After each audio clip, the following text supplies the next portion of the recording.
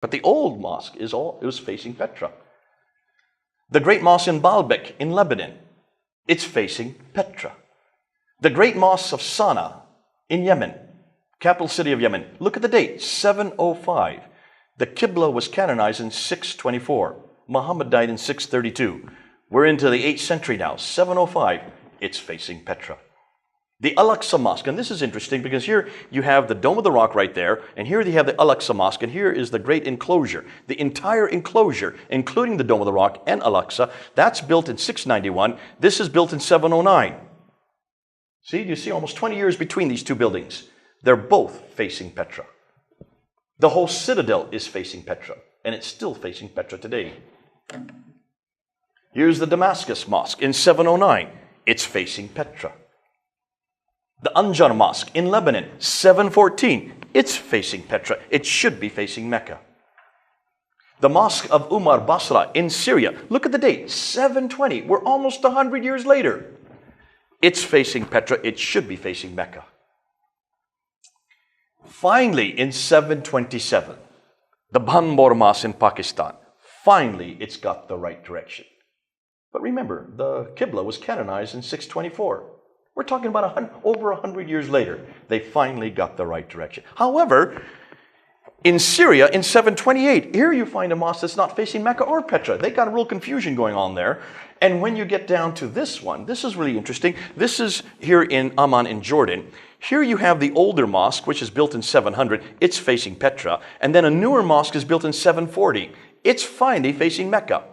So between 700 and 740, something happened that changed the direction of the mosques. But then in 743, back to Petra again. So they're still not sure where they should be facing. When you get to North Africa, it gets even more confusing because all the mosques in North Africa, like Tunisia here in 770, it's not facing Petra or Mecca. It's facing somewhere further south. It's the same with Cordoba, Spain in 784. It's not facing Petra, Mecca, but it's facing the same place that the Tunisian mosque is facing. And that's the same case with here in Tunisia from 870. So now we're into the 9th century and they're not facing Petra or Mecca. So what did he find? He found that every mosque uniformly up until 725 are all facing Petra. And it's not that they're confused. They're uniformly facing Petra. Not one of them is facing Jerusalem like we thought. We were off by 3 to 5 degrees. Shame on us. We didn't do our homework. Thank goodness for Dan Gibson. Every mosque up until 725 is facing Petra. And then between 725 and 822, for the next roughly 100 years, 12% face Petra, 50% start to face Mecca, 38 aren't sure where they're supposed to face. It's not till 822 that every mosque face Mecca. That's 200 years too late. It takes them 200 years to finally get it right. Now, this came up in the debate we had on Sunday. And he said, well, they were actually, if you look at it carefully, they were looking at the summer solstice and the winter solstice. And I said, no, they're not. Because every mosque up until 725 is facing exactly the same direction.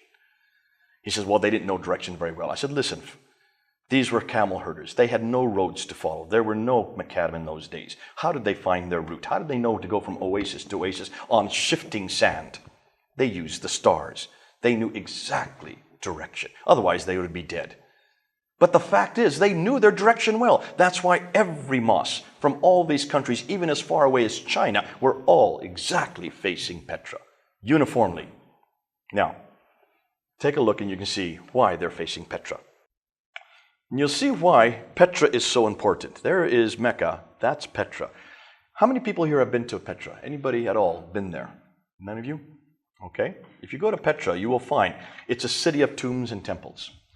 It is the seat of the Nabatean kingdom. This is the great Nabatean empire that came into its ascendancy in the 2nd century BC.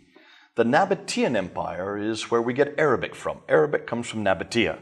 The word Allah is a Nabatean god. Allah is the god of the Nabatean, who also has another name, Hubal. And Allah has a wife named Alat, and has 2 daughters, Al-Manat and Al-Uzza. Anybody know what I've just said? Who is Alat, Al-Manat, and Al-Uzza? Have you heard that name before? If you've read the Quran, you'll have heard that name. That's in Surah 51, Ayah 23. Am I right there? Surah 53, Ayah 21 and 19 and 20. Look in Surah 53 and you will see that's the satanic verses that made popular by Salman Rushdie. Allat, Al-Manat, and Al-Uzza. Who are these three goddesses? We now know who they are. They are the wife of Allah and the daughters of Allat and Allah. So if Allah is one and He has no son, what's He doing with two daughters? Ooh, I love it. Bingo. They've got a bigger problem. They've got the wrong God. They've got the Nabatean God. More than that, they have got all of these mosques that were built, all facing Petra. They continue to face Petra all the way up until the 8th century. But more than that, take a look at Petra. Petra is in a valley. It has a parallel valley. It has a stream. It has fields, trees, grass, clay, loam. It has olive trees. It's near the pillar of salt that this prophet goes by in the morning and comes back in the evening. Petra is in a valley. It has all the items listed above. In other words, it has everything that the Quran's talking about. All the geographical locations. And take a look and see around what Petra is. The people of Ad, the people of Thamud, the people of Midian live right around Petra. Now can you understand why he had so much contact with Thamud and Ad in Midian? Because he was living 600 miles further north. Ooh, I love this. Significance? Well, we know nothing about Muhammad until the 7th century from within Arab sources. His biography doesn't appear until the 9th century. His city, Mecca, isn't referred to until the 8th century. Thus, much of what we know of Muhammad is written down hundreds of years later and hundreds of miles away. It looks like it's nothing more than a later redaction, possibly by Abd al-Malik. And that's why we're now looking at Abd al-Malik afresh. It looks like everything begins with him. How do we know this? Well, before we get into it, let's see what Humphreys comes up. Islam in the Prophet's life as we know it was not derived from the 7th century, but evolved over a period of 200 to 300 years and then redacted back onto the Prophet's life and compiled in the 9th century. The reason why we're now bringing this all together is because what we're now finding out about the Quran. Because obviously everything I've talked about to this point has to do with Mecca, the Qibla, and the Prophet's own traditions. The Sirah, the Tafsir, the Tahriq, and the Hadith. All right? That's all second revelation. It's not primary revelation. For Muslims, the primary revelation is the Quran itself. Am I correct on this? In a sense, our New Testament is also secondary revelation. It's nothing more than the Tafsir, the Tahriq, the Hadith, and the Sirah of Jesus. It's secondary. Written not by Jesus, but written by other individuals. So what's our primary revelation? Who is the Word of God? Jesus. So if you want to do a good parallel, do Jesus with the Quran and the New Testament with the traditions. There's probably the better parallel. See how that works with Muslims. We find that works a lot better, but we need to go back to their primary revelation. This is what they are absolutely dependent on. Now, what do Muslims say about the Quran? Well, they say quite a bit about it. According to the Hadith, Mishkat al-Masabi, the Quran is the greatest wonder among the wonders of the world. This book is second to none in the world according to unanimous decision of the learned men in points of diction, style, rhetoric, thought, and soundness of laws and regulations to shape the destiny of mankind. Now that's quite a bit to say. It is not equal. It is unequaled. There is no other revelation that comes close to it.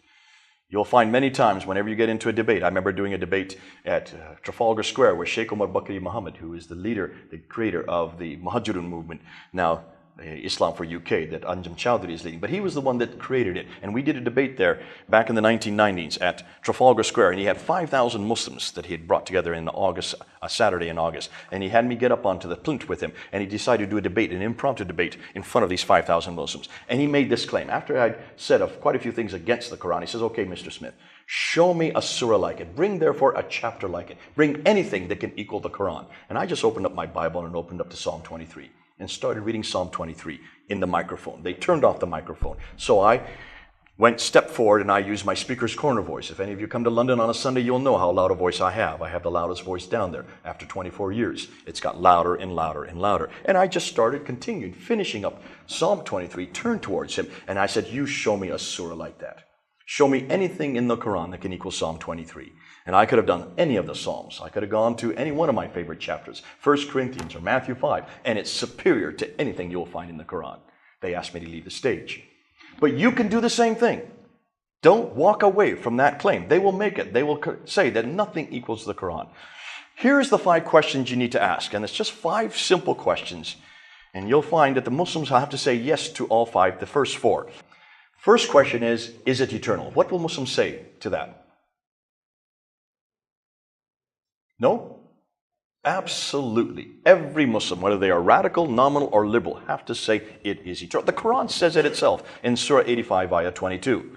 This is the Quran that comes from those tablets, those eternal tablets, co-eternal with God, which is in and of itself a problem because you're already implying a duality. But that's the first claim they'll make. Secondly, was this Quran sent down to a man named Muhammad over a period of 22 years? Absolutely. So it's eternal and sent down between 610 and 632. Number 3, was it complete in the 7th century?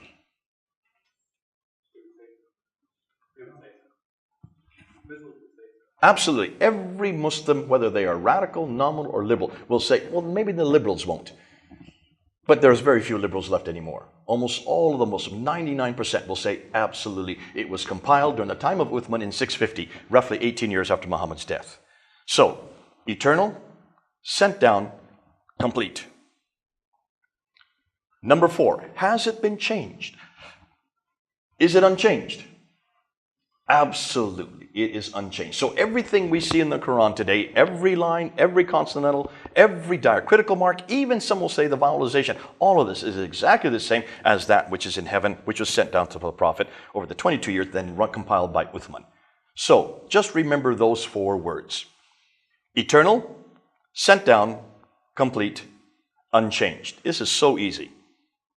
Ask those 4 questions. Then number 5, prove it. Prove it. Which means they're going to have to come up with a complete Quran that's unchanged from the 7th century. That's all we're asking. And we're only talking about 1400 years ago. If you come down to London, I will show you the Sinaiticus, the entire New Testament, all 27 books of the New Testament from the 4th century, right there in our British Library. Right next to it is the Alexandrinus. That is the entire Old and New Testament from the 5th century. Those 2 documents right there are 300 to 400 years older than the Quran. So certainly they can come up with 1 manuscript from the 7th century. Right? And they claim that they can. Every Muslim will claim that there are 6 manuscripts that exist today that are from the 7th century. Even the scholars claim this. Shabir Ali, Dr. Shabir Ali claims it. The reason why is because the traditions claim it. Bukhari claims it. Talks about Uthman, that Zayd ibn Thabit was given the responsibility to recompile the Quran. This is in chapter 6, verse 509 and 510 of Al-Bukhari. And that he was to correct it, and if there's any missing text, he was to put it together, and they were to rewrite the Quran. If there was any disagreement, they were to use the Qurayshi dialect, and then they were to burn all the other manuscripts, which is troubling in and of itself, and then they were to make 4 copies and send it to the 4 major cities. 1 was left in Medina, 1 was sent to Basra, 1 was sent to Baghdad, 1 was sent to Damascus. So Medina, Basra, Baghdad, and Damascus.